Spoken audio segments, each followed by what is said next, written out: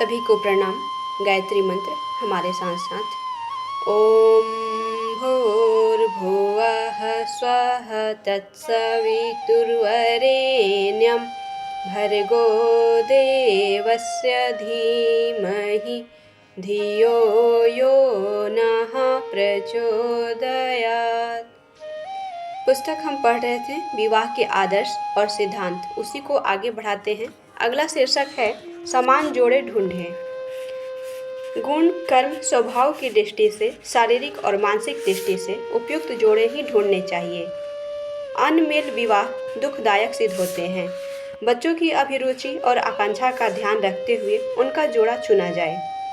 रूप की अपेक्षा गुणों को प्रधानता दी जाए। लड़कियां धनी घरों में ही दी जाए, यह दृष्टिकोण छोड़कर अब सुयोग्य लड़के ढूंढने की बात ध्यान में रखनी चाहिए। धन का स्थायित्व पहले भी कम था, पर अब तो उसका मूल्य, महत्व एवं स्थायित्व बुरी तरह गिर रहा है। धनी घर के अयोग्य लड़के की अपेक्षा गरीब घर के सुयोग्य बच्चे हर दृष्टि से अच्छे रहते हैं।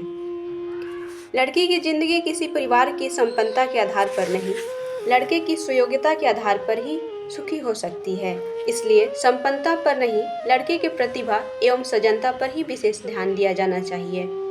लड़के की योग्यता अयोग्यता के अनुरूप ही लड़के ढूंढे जाएं। धन के प्रलोभन से अयोग्य कन्याओं को सुयोग्य लड़कों के साथ बांधने में सफलता मिल भी जाए तो भी वह एक तरह की असफलता ही मानी जाएगी। ऐसे जोड़े कम ही सुखी रह पाते हैं। यथासंभव विवाह निश्चित करने से पूर्व वर कन्या को एक दूसरे के विषय में जानकारी दे देनी चाहिए और प्रत्यक्ष या अप्रत्यक्ष रूप से उनकी सहमति भी लेनी चाहिए। उनकी इच्छा के विपरीत संबंध कदापि न किए जाएं।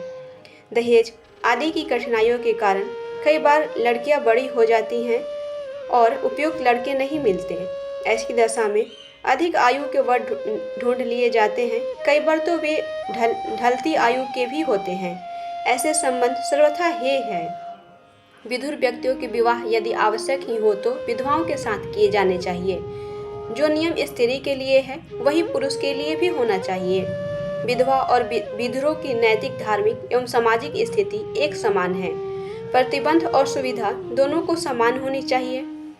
यदि विधवा होने पर स्त्री का विवाह अनुचित है तो वैसा ही प्रतिबंध विधुरों पर भी रहना चाहिए। यदि विधुरों को दूसरा विवाह करने की छूट है तो वैसे ही छूट विधवाओं के लिए भी रहनी चाहिए। न्याय सबको समान मिलना चाहिए। बंधन सब पर समान रहने चाहिए।